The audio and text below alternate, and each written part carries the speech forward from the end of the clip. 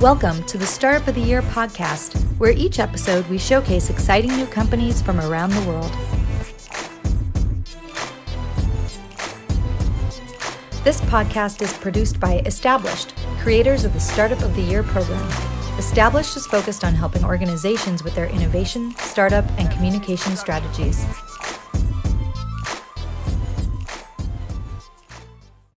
Welcome back to the Startup of the Year podcast. I'm Frank Gruber, the co-founder and co-CEO of Established, co-founder of Established Ventures, and the team behind the Startup of the Year community. And this very podcast, thank you so much for being here today. Today, we're super excited because we've got two special guests, not just one, but two special guests. And it's got some lineage back to our days as Tech Cocktail and Tech.co. So excited to have Aron Kansal. He's the founder of SimpleTix, an online ticketing company where they actually are offering ticketing platform for smaller venues, attractions for festivals, concerts, and museums, and much, much more.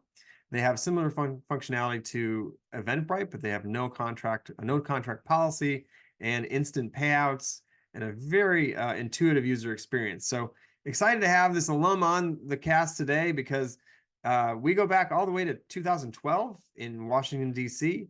He showcased SimpleTix at our winter mixer in Washington, D.C. And so those unfamiliar just joining, we used to literally run startup showcase events all around the country at one point, kind of like Fight Club, but we talked about it.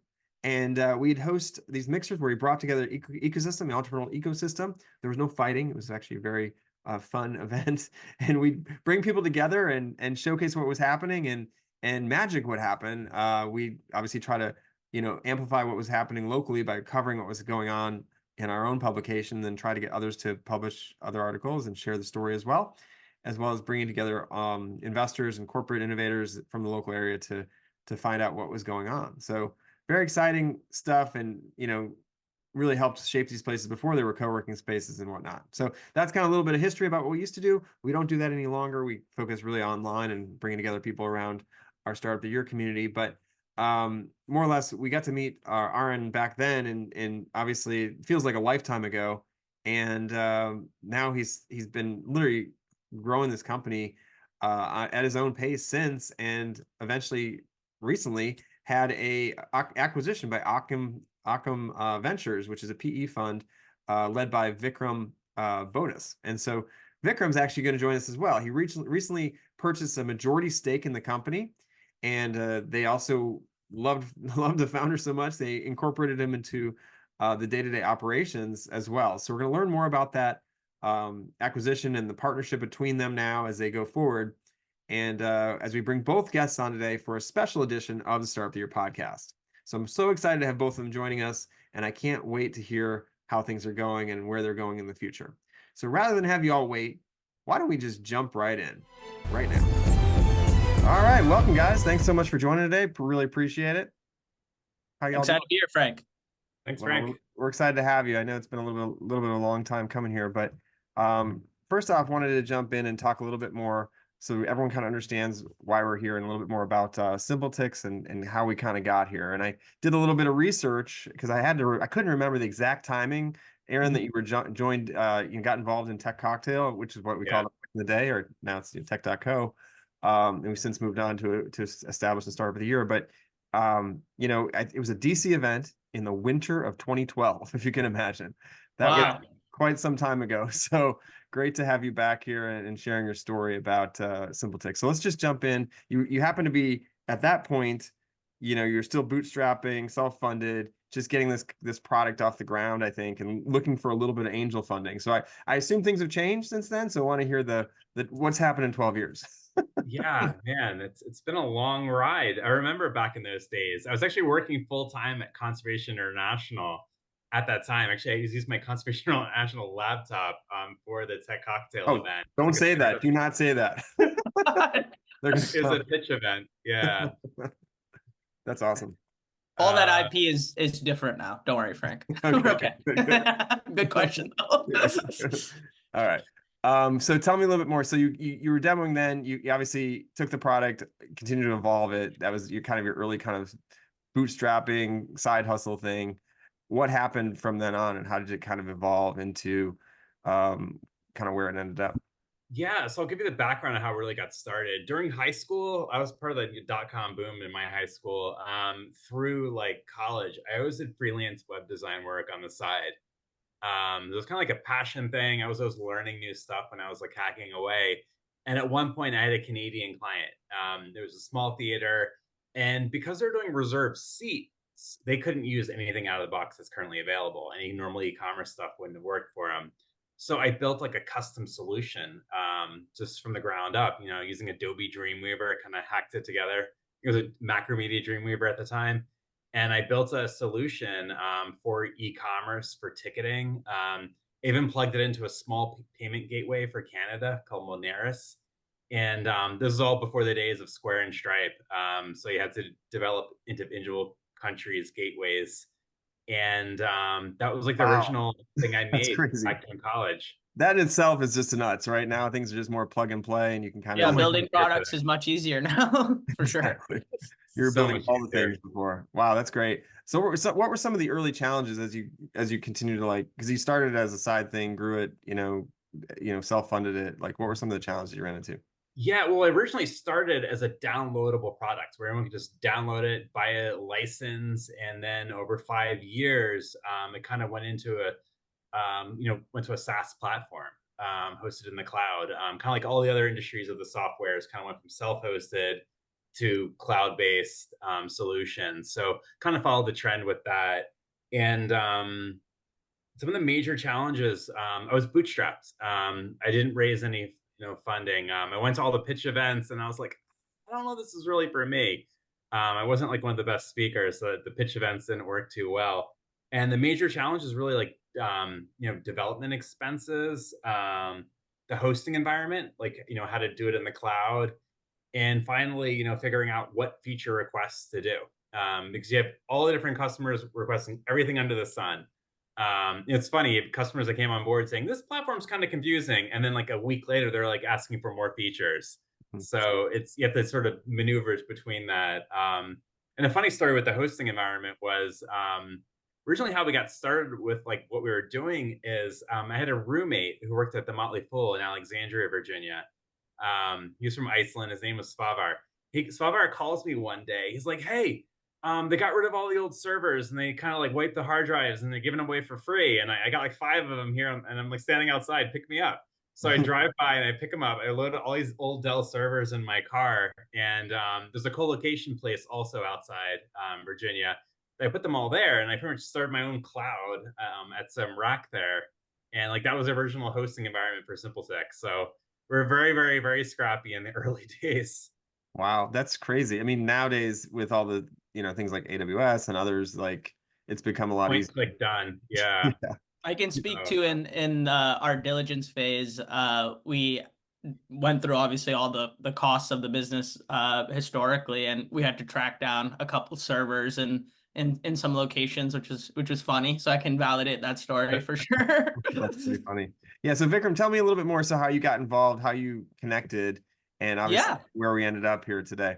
Yeah, so me and 2 of my friends from college who had worked at startups and in public equities investing, and my other partner, Ian, was a Bain consultant, kind of came together and realized that there's just a huge universe of bootstrap software companies that need operating help. So we came at it from a pretty unique perspective where we're not traditional investors, we're operators. Bo and I worked at SeatGeek.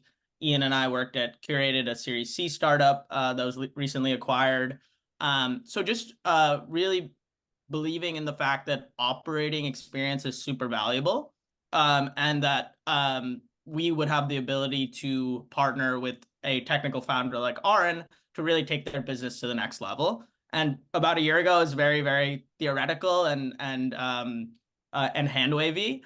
And we've spent a year looking at a ton of companies that really didn't excite us. And we cold emailed Aron and he responded, and the conversations progressed and we got really comfortable with him as a person, and we just loved the product.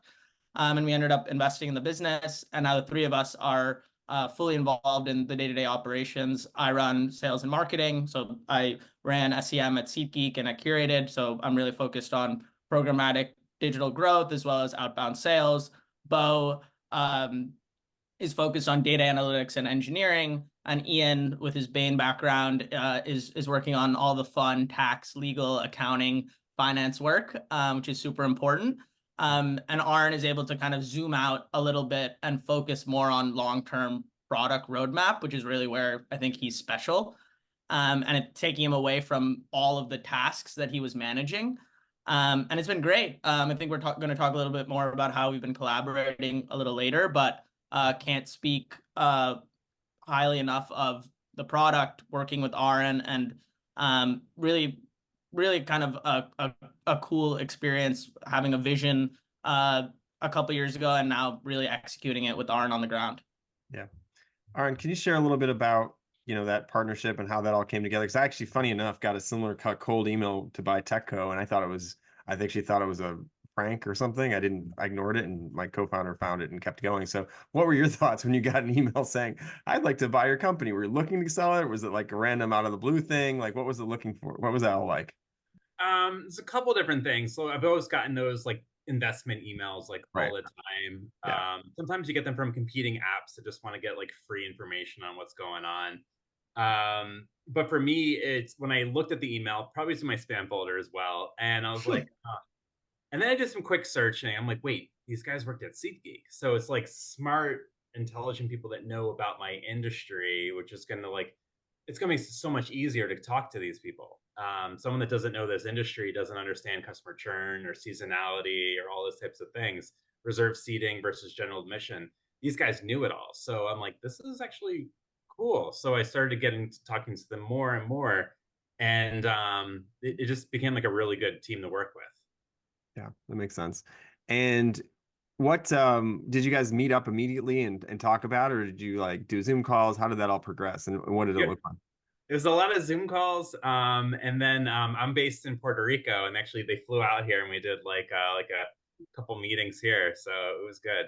Yeah. And Frank, I actually spoke to you about a week before I was flying down to Puerto Rico to meet Aron, and I mentioned that we were looking at a business, and you had mentioned that you had spent some time down there, and I didn't realize that you guys had connected previously at some startup events. So just really small world stuff. Super small world. And actually, Aron, you reached out while I was down there. It was just a weird, like, it was just a weird situation where you guys were like literally talking. I had no idea, and I was like talking to each of you individually. At the same time, yeah. Yeah. So Kevin Bacon moment there for sure. Yeah, exactly. Yeah. So anyway, so let's keep moving here. So collaboration wise, can you kind of describe like what that has been like? Like, Aron still in there in the weeds with them, or what's that situation looking like as far as collaborating?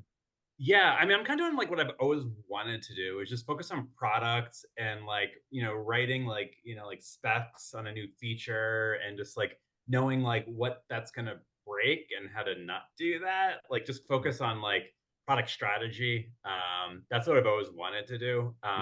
Having to do like the legal and like accounting and like customer support, and that's like way too much. I pretty much wore every single hat for like 15 years.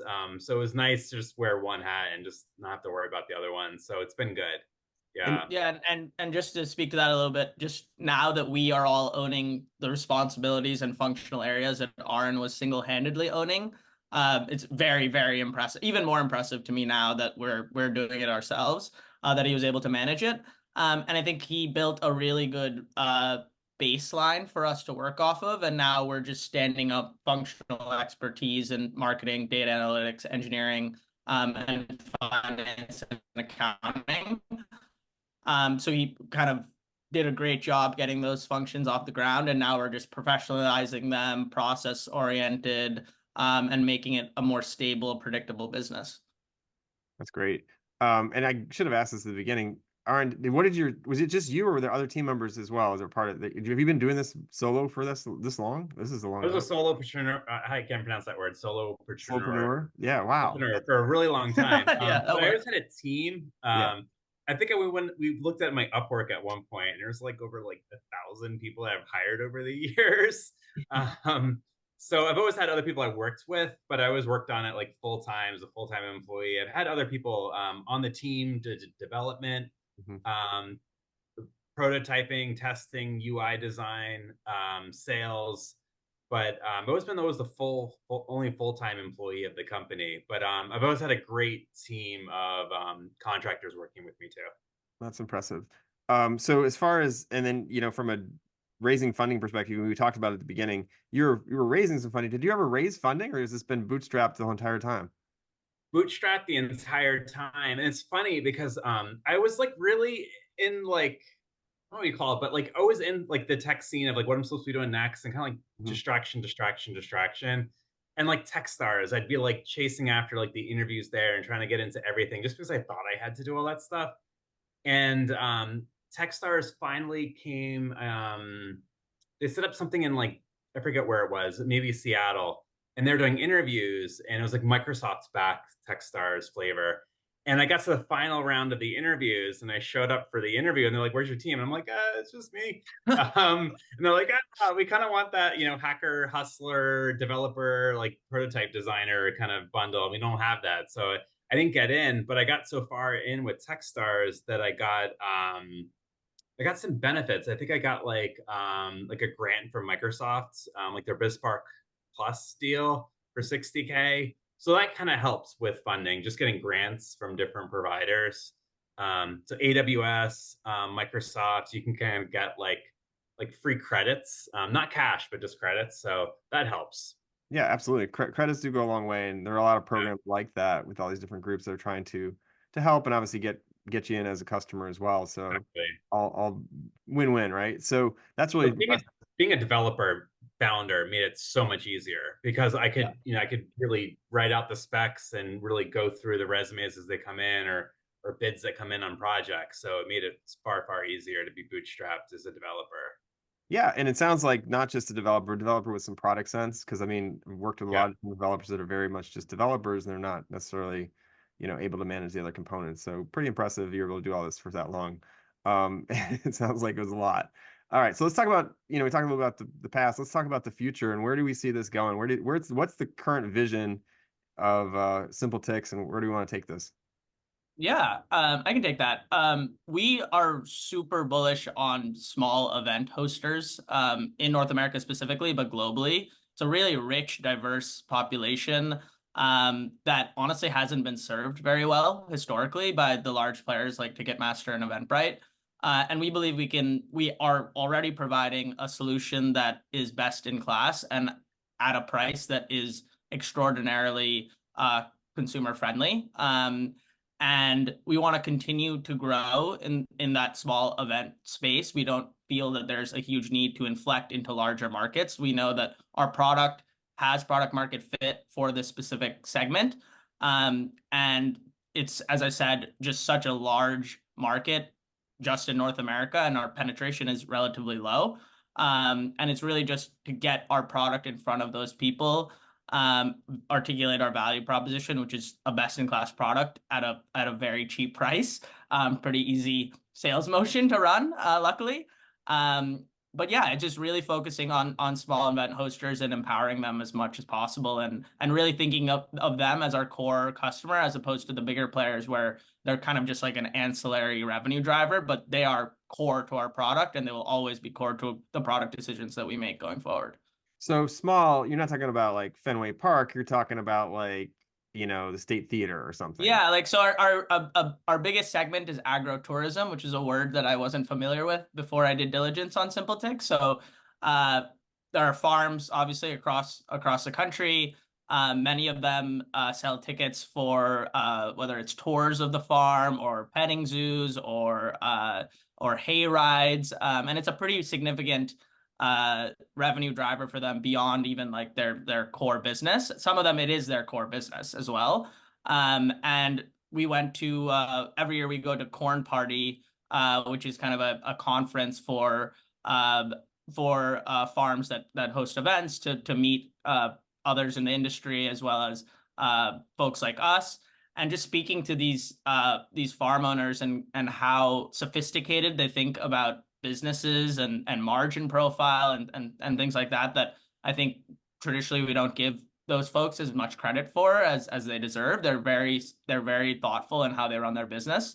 It's just really inspiring to me. And being able to kind of take in that energy from such a tiny segment of our economy being so robust and flourishing. I think it's just a really cool space to work in.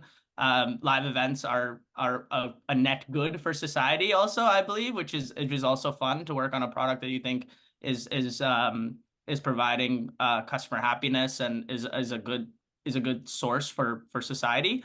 Um, and yeah, it's just continuing to double down on small event organizers is really our strategy.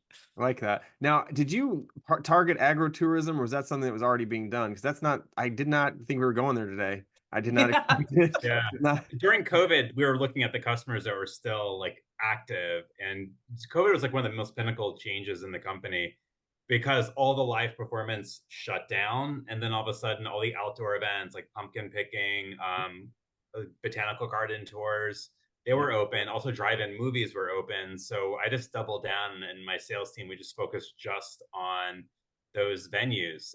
So later on, when COVID kind of simmered down, both were online. So that was the major bump with SimpleTix. Oh, Yeah, and just to speak on that, Frank, quickly.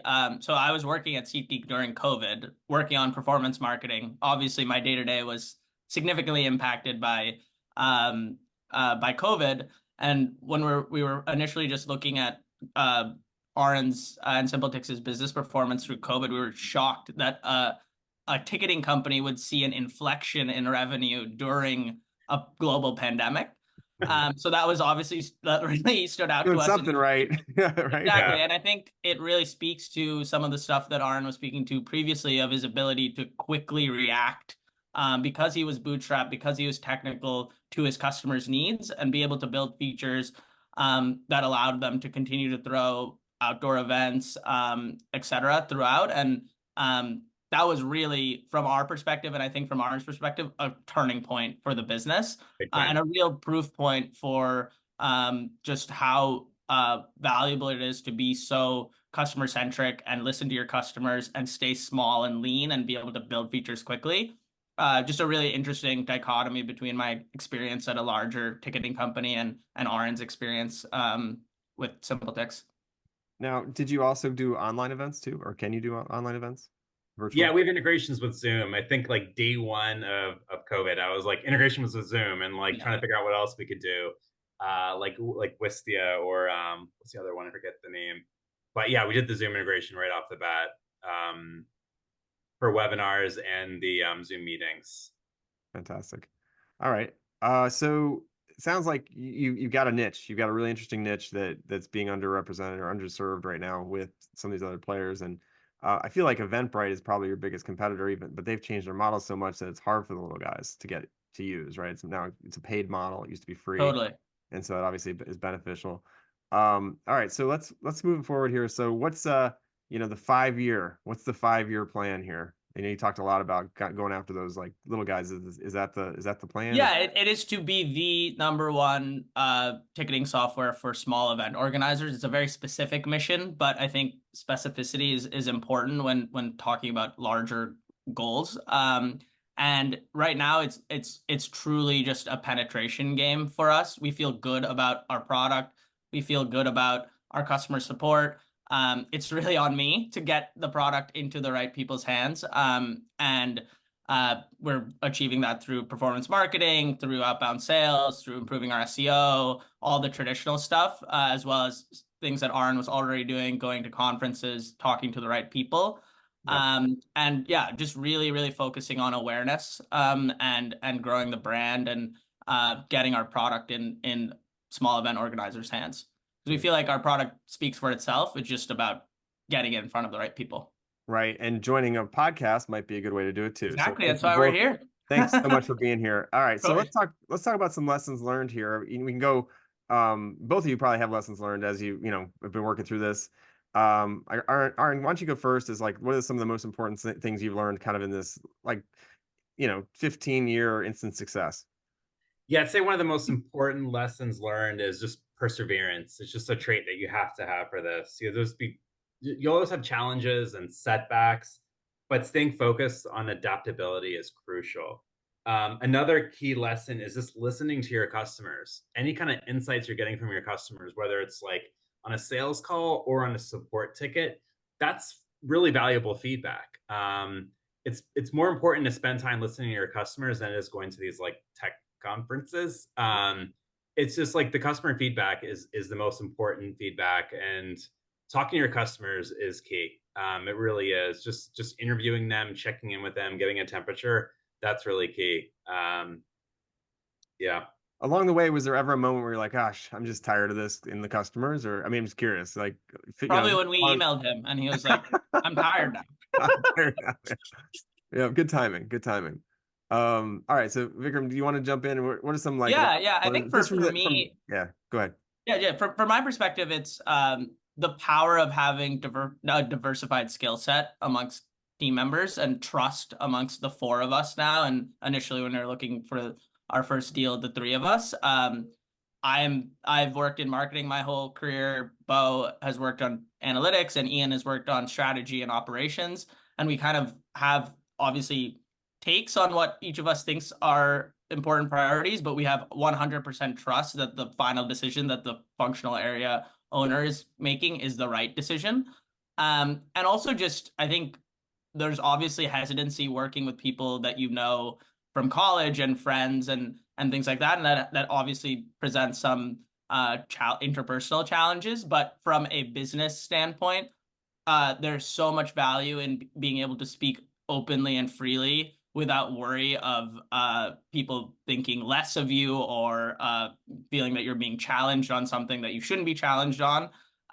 We know that we can have very vigorous debates and come to a conclusion that maybe not all of us are happy about, but we agree to it, and we can move on to the next one. So it's just kind of freeing to work with people that you trust fully. And now we feel the same way about Aron and his long-term product ideas. And just having that diversification and trust is super, super valuable. And I'm very grateful to be able to work in that environment. So true. I mean, you have those heated discussions and still be friends Exactly. right. This is not about you. It's about the product and trying to move this forward. So that's great. All right, let's move a little bit further towards that kind of, we obviously have a lot of startup founders that listen and wanted to talk a little bit more about additional things that they could maybe pull from this, because at the end of the day, being a solopreneur is probably long, hard, solo, probably lonely road. So I want to know, what is some of the advice you give to like entrepreneurs that are doing it? Because it is, I mean, it's a great way to go too, though. I mean, it's not, you don't always need another founder. It's, something that obviously Techstars and some of these other folks want, but it's not necessary all the time. So can you share a little bit more for folks that are maybe doing this on their own? Yeah, and just always make sure you start with a clear problem and just be like razor focused on fixing that. And you have to put in the hard work and seek advice when you need it. Finding yourself a good supportive network is key too. I was at 1776 in DC when I first got started, going full time on it, and it was good to be part of a network. Just because you know that there's other startup founders there, so you're not the only one.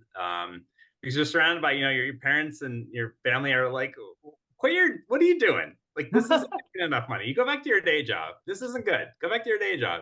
So being around other founders helps because it makes you feel less crazy. Yeah. That's great. And also take advantage of what free resources are out there. I mean, on YouTube, you can learn a lot for free. So definitely, I'd say, take advantage of what resources are out there.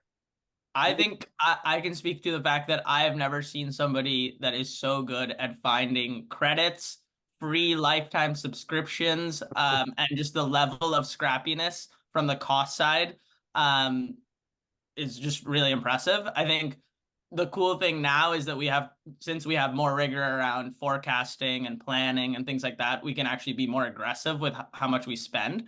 I think Aron approached it correctly, as being super conservative with all of his costs. And I think you could argue that it was a little bit at the cost of growth. Yeah. But I think that was the right decision for where the business was at. But now we have the ability to spend on marketing and confidently know that we're still going to be at the margin profile we want. We have an expectation of what revenue is going to look like. And so that evolution, I think, has been really seamless and great for the company. Yeah, that makes a lot of sense. And I guess we talked a little bit about COVID, which is an unknown. Are there, things when you're doing that, when you're out there a little bit more over your skis, let's project, with projections and things, obviously different approach than what solopreneur would take, right? Are there things that make you, you know, that you're trying to prepare for just in case, like the just in case moment, in case, God forbid, a COVID comes back or some other downturn or something, people aren't going to shows for a second or whatever. How do you plan for that? Are the things you're I thinking? don't think you really can. I think it's more of a organizational culture and like how agile we want to be. This is not going to be a business that we have hundreds and hundreds of employees. Like we want it to continue in the culture that Aron built for 15 years while adding resources. So we're going to continue to do exactly what he did, which is listen to customers, build features quickly, be super agile, be cost efficient. Just slightly less cost efficient and more aggressive with growth goals.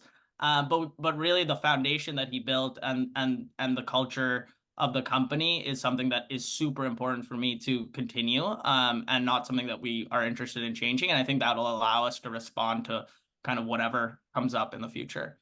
Okay, great. Are there specific things you guys are looking for, like as far as, I mean, obviously small event organizers you mentioned, anything else you're out there like trying to find, or is it literally just looking for event organizers? Yeah. Any event organizer is a great fit for our platform. Our biggest segments are agritourism, the performing arts, small music venues. We have a few small baseball teams as well. We support reserve seating.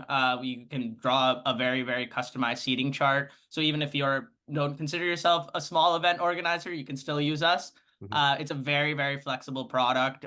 We have strong traction in a few segments, as I mentioned, but the universe is massive, and the beauty of the product is that it is very horizontalized and not verticalized, which is I think was a very strong decision by Aron, not kind of making something specifically for say haunted houses, which there are platforms that are built at that level of verticalization.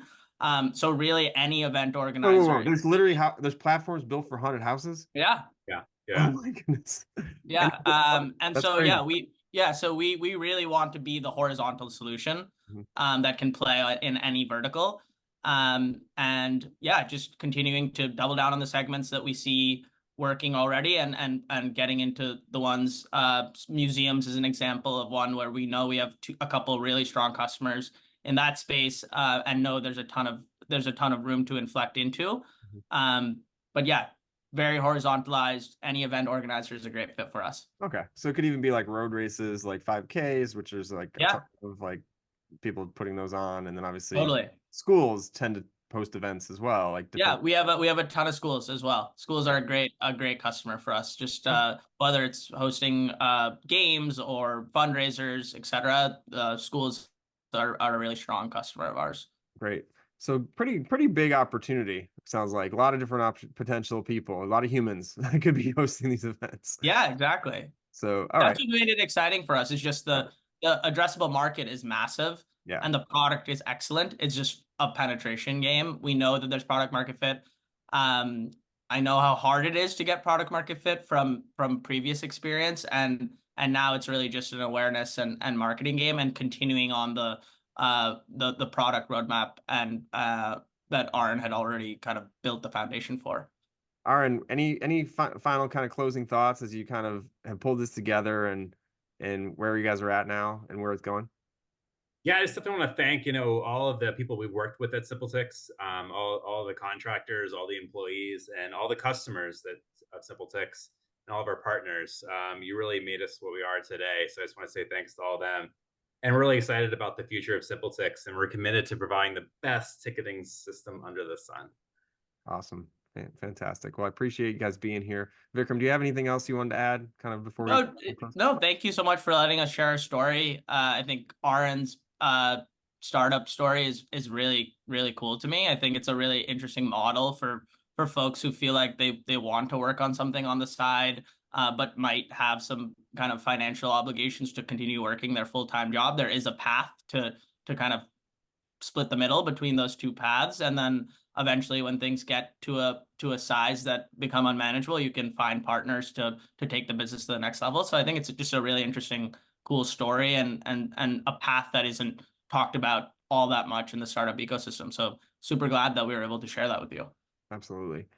Aron, how long did you bootstrap and work full time? Oh, man, I'd say like 12 years full time, and 3 years like nights and weekends. That's pretty amazing. I mean, Weekends, Yes. like definitely like yeah, yeah. that's pretty hardcore. I think that's really inspiring for anybody that's got a side hustle. So appreciate you Yeah. sharing that. And I think it's, it's a path, right? Not everyone needs to quit their job, go out, raise funding in Silicon Valley and, move Exactly. forward. There's another way to do it. And I think that's really why, first off, I want to talk to you. And secondly, I think it's really inspiring. So thank you for being Thank you. here. Thank you for sharing this, and best of luck to both of you as you grow this further. It's a lot of opportunity there. So it sounds like it's a lot of work to be done. And it sounds like you guys are tackling it the right way. So appreciate you being here, and thanks so much. Thank Thanks, you, Frank. Frank. All right, what an amazing journey for a solo entrepreneur. It's living the dream, I swear. Like, this is what a lot of people, dream of, to be able to go out and blaze their own path, start their own company. Obviously wasn't easy. You heard that directly from the mouth of an entrepreneur, a solo entrepreneur, or a solopreneur that has been doing it for over a decade. But it definitely paid off here in the long run as they continued this, but obviously got an exit and then continuing on with his company. So it's very exciting for both. Excited for the future of SimpleTix, and we'll keep an eye on them as they continue to grow and evolve and take on this huge opportunity. All right. Well, that's the episode for today. Really appreciate you listening to Start With Your Podcast. Thank you so much. And as always, if you have a startup idea, get it going, get it started, and get that started today. Because at the end of the day, it might take a decade. It might take 12 years. It might take 15 years. But if you get it going and you do it at your own pace, similar to what we just heard, you can get it going and start it, and it's manageable. There's nobody pushing you to go out and raise funding immediately and grow as fast as you can. You can do this at your own pace, and hopefully you'll have success in doing so. And in doing so, I also encourage you to join our community. We want to help in some way. You just have access to support and expert advice and all the resources you might need to elevate your startup by simply going to startupofyear.com and joining. It's free. You can also go to soty.link/apply. That's the short link. And we look forward to having you in our community. Until next time, I'm Frank Gruber. Don't forget to hug your loved ones out there and go out, make some waves in the world. Good luck starting up. Have a great day.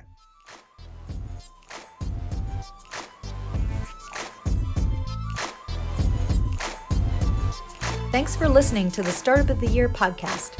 Be sure to subscribe, and we'll be back with another episode soon.